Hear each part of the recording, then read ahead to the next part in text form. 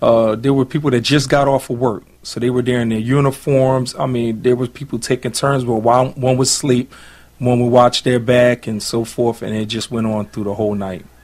So I understand you went to the council meeting, and do you get any help for any of the councilmen or commissioners? Do you get any support from anyone in regards to your trouble with the voucher? I wouldn't say exactly help on that order. One councilman in particular stood up, and out of the goodness of his own heart, he took money out of his pocket and made sure that me and my daughter had a place to stay for 2 weeks. And that helped me tremendously. And that, you know, and he didn't do it for recognition or anything like that. He asked me to keep it low, in fact. But one that was Marty Small, he's the second ward councilman. He helped me out a lot. And but as far as people, yourself, Merceda Gooding, and Steve Young has really been in my corner, helping me. Okay. So what you're saying to me, when you went to the council meeting, I heard it myself. You passionately talked about your daughter. You talked about, you know, having a roof over your head and everything. When you went to the commissioner meeting, did you get any help with any of the commissioners? As far as help, the commissioners, city council, the only thing I got was You know, a lot of heartfelt but like I told them before, that doesn't help. You have to really do something about it. They've done nothing. Right. Absolutely. I mean, they asked Warren Massey a couple questions on what they was doing, but they got the same response that we get, a blank stare. Well, I don't know.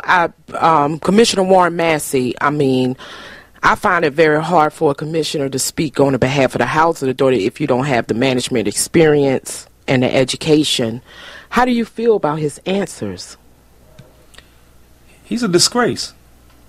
And he should not be sitting, especially as the head of a commissioner. He should not be sitting there. Not only does he lack experience, but he runs around bragging that he has a master's in life. Well, I responded to him one time, and I told him, well, if you have a master's in life, I have a PhD in homelessness.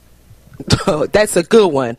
So when Councilman Steve Moore, he led to get the removal of Warren Massey, I know a lot of us felt happy and grateful, but how do you feel when it didn't happen by the other councilmen's response? I felt like some of them was actually sticking up for Warren Massey when it wasn't warranted. They didn't even know the facts. What we was trying to do was have a hearing. We wasn't trying to hang the man or just prosecute him on the spot. We wanted to have a hearing to see if he did misconduct in office. And they voted no. They let us down. They let the citizens of Atlantic City down, especially us people that faced eviction at the time when everything just exploded. They let us down by saying no. I understand that the Housing Authority is just receiving some stimulus money of approximately $3 million. How do you feel about that, all this money that is coming to the Housing Authority, and you still don't have a voucher? Again, let down, because this is not the first time they received money in bulk like this. They received $2.7 million before. And when I called and asked them where was this money going, they were saying improvements around Stanley Homes and staff and you know, improvements with security and things like that. But what about the people that's homeless? We have 2 families now at the Atlantic City Rescue Mission that was affected by the vouchers. They're at the Atlantic City Rescue Mission. They're homeless. So most of the money went to administrative fees, and maybe some of the staff got raises. So, you know, I see where you're getting at, and I do understand. Now, in your fight, what you would like to see happen? First, I would like them to stop spending $3,000 and $5,000 on pamphlets about the lives of the commissioners. We're not interested in how many kids they have. I want to see them start using that money for what it was intended for. And that was to give us our vouchers so that we can have a place to call home, so that we can raise our families the right way. We want to become productive members of society. It's hard to do that when we're let down continuously and feel like we're in a gutter. Well, I understand your flight. We do have a Section 8 RAB office, but yet they tell us it's no funding. But to help residents like yourself and others, you know, the communication that we use the internet for to communicate with residents like yourself, that stopped because they said they don't have any more money. So who you going to be able to go to at the housing authority if you don't have a RAB board or residents to go to? Well, I'll put it to you this way. Some of the people that want to keep us down and keep us from getting ahead don't want the Section 8 RAB board to tell us in what direction to go through. If you want to keep a herd of people in one area, you don't let an outside influence come in and say, well, I think you should do this. That's why they're hindering your progression. If they really wanted to get behind you, they would find the funding. And then you can help the residents that actually need your help. But they don't want us to come to you. They don't want us to learn our rights and what we can do to get us out of the pit that we're in now. So why use you when we can sit there and look around like sheep? So I understand greatly. They want to keep us suppressed. They want to not empower us in our rights. And they also just want to keep us oppressed.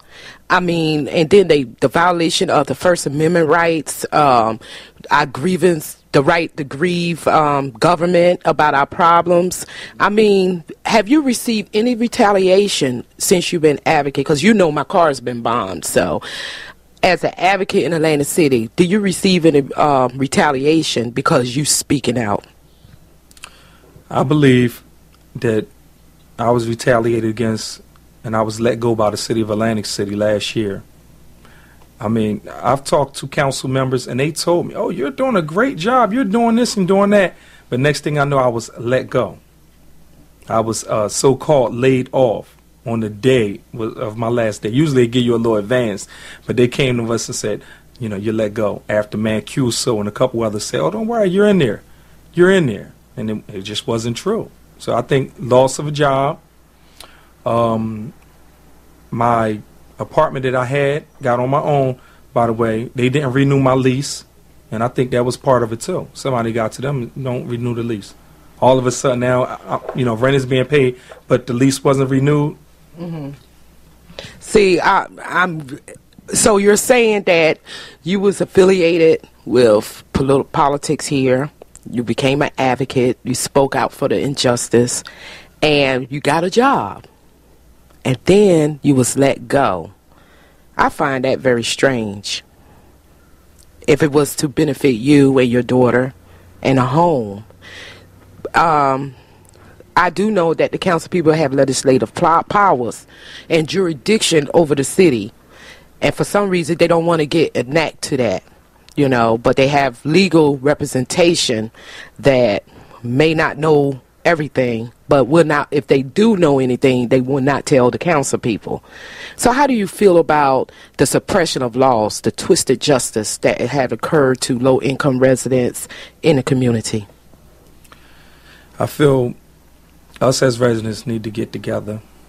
We need to take a stand along with the people that want to help us and do something for ourselves, because the powers to be aren't going to do it for us. We have to make them do their job. They're in a position of authority. We are the ones that put them in office in the first place. We need to start making them do what they're there for. They're not there just to accept the occasional Christmas card or speak at the occasional function. They need to really go out there and fight for what's right. That's why they're there in that position in the first place, to fight for us. The Section 8 RAB board has done a tremendous job. The people around Schoolhouse has done a tremendous job in turning around the crime that has riddled that one piece of property. They turned it around. But have they gotten any recognition for it? No, they haven't. So we need to make these politicians know that our voice want to be heard. But not just voice being heard. We need to let them know we want you to do something about it. And now, November is around the corner.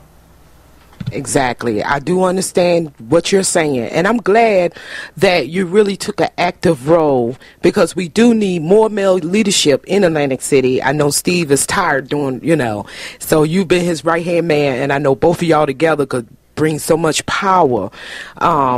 I just know that it's time for us to take a stand. And I was talking to Miss King, Cheryl King, earlier about the retaliation she received, as well as Miss Jones, who's the president of Lighthouse. I do know that you had experienced some kind of retaliation as well. And I'm glad that you came out honest to really talk about, because this is real talk. This is something that they would not discuss. Well, in addition to that, it takes a strong woman like yourself to be able to stand up and move around like you have after what they did to your vehicles. I mean, to have to pay monthly insurance and car payments and then come out one day and see that your vehicles was blown up.